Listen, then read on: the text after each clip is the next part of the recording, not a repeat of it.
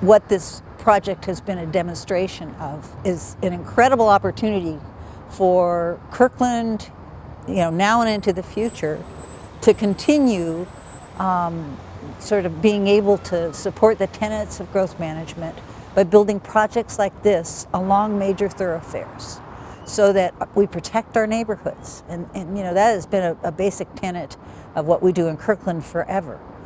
By being able to maintain neighborhoods in their current configurations allows us to have villages like this one that not only protect the other neighborhoods but become a neighborhood themselves. It's been in the plans for years and years and years. Back when my husband was the mayor of Kirkland is when they got the designation, or they submitted the request for the designation as an urban center. We knew that we had to do something to increase economic activity up here. It's too important an element, including, because we've got the auto sales, that was pretty much covered. But the reality is there was nothing to provoke growth here. And then we annexed. And one of the elements that had to happen with annexation is we had to make up a deficit in order to have annexation be successful without overburdening the city. I mean, when you see this, what comes to mind for you? Well, people, activity, livelihoods. It's alive, it's exciting, and it's not going to go back. The integration of housing over commercial, it's proving itself here, it's proving itself in Redmond. It's what people want. People like being able to walk to the store, being able to walk to services. Whether we admit it or not, this car nature that we have, it's very comfortable to leave that a little bit. Even though it's a radical thinking change, the reality is, as we build these 10-minute neighborhoods, people are using them. The younger generation that's coming up now has way different expectations. We always had hoped that it was going to be a mall. I don't think we envisioned this. I don't think we saw this level of almost 900 housing units, of actually turning this into, we created a neighborhood. And I think that's part of the piece that I'm most excited about, is you get up here and you feel a vibe. The park is one of the funnest parks in Kirkland already. This is beyond what the vision was, but so are so many of the things that are happening in Kirkland. Well, we always had to have private development. So the question was, who was it going to be, and was it the right project? And it seems to me that before CenterCal, there was somebody else. It's been such a long haul. Lot of talking about it, but once CenterCal came on board, I think we had such a shared vision for what could be. And every time they came back at us with a plan or an iteration, it was even more exciting. Wow. So it was a marvelous partnership, still is, and the results are just incredible. We revisited the development agreement and really didn't hesitate to honor the commitments that we made with the development agreement, recognizing that we were going to have to put a whole lot of dollars into both infrastructure and just the whole maintenance of the flood district, all of the work that we did along the freeway. So we've just been investing on an ongoing basis, and we continue to keep winning because of it. We had quarterly lunches at Cafe Veloce. Right here. Okay. Where we invited as many people as would come to join us for these Tuesday lunches. I think they were Tuesdays. I don't know. Sure.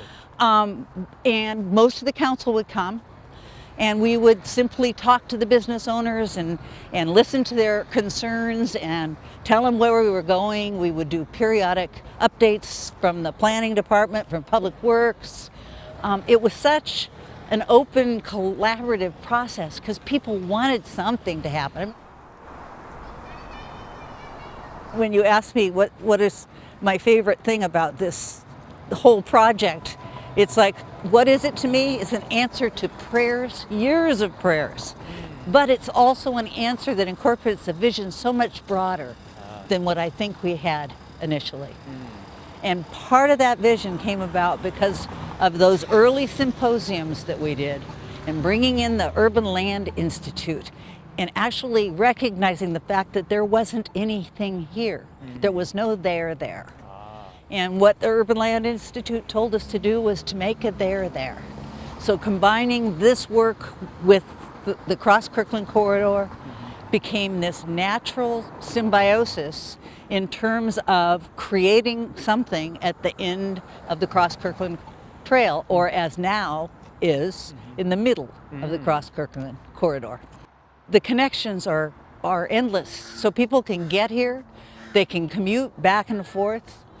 And this, why wouldn't you want to live next to this park? Right. Especially with your kids. So fun. It is an amazing little park. Yeah. And I don't think we've ever gotten as much feedback about how much fun people have on it. And then it's attached to this incredible walking park with trails that lead almost all the way around the lake on two sides, and will connect directly to the trail. This park, I think, is a really shining example of a lot of the public investment that went along with Absolutely. the incredible private investment. Yeah, what is it? Almost $150 million of investment has gone into all of these projects. Yeah, so the park, 124th, Right. opening it up, making it more pedestrian and bike friendly. Being a bike rider is going to be really something here pretty soon as far as all of this project is concerned. Once the connector gets put in place, which I think is next year, there will be no obstacles, particularly to walkers and bikers. wow. You know, the fireplaces draw. I've been to the restaurants, a number of them. They are busy. They are, I just think we have embraced this as a very special part of our community. It's in a place that was actually never designed to be really just incorporated into a neighborhood. But because we've become so urban, I think that it works to have these tall buildings with people living in them. And hopefully that will help folks recognize that diversity like this in communities is healthy for a community. In Kirkland, you know, we're out of land. So the land that we have that is available along things like the freeway, along huge transportation conductors, has to be the land we consider for these kinds of projects. The reality is this is beautiful. What Center Cal has created here is, you know, just the diverse architectural styles, the incorporation of art, all these fireplaces and seating areas that draw people down here. When we have a major thoroughfare that we're going to open up to development, this is the kind of thing that needs to go in to keep people close to the kinds of services and the kinds of commercial properties that they want, you know, doctors' offices, dentists. I mean, even incorporating right now, as we're looking at allowing taller heights in different areas, we're actually looking at incorporating the building of a school into a building like this. This is fabulous. I mean, you feel kind of like you're in a park most of the time and you're not in a park. So, you know, my sense is that this is what we want to build now.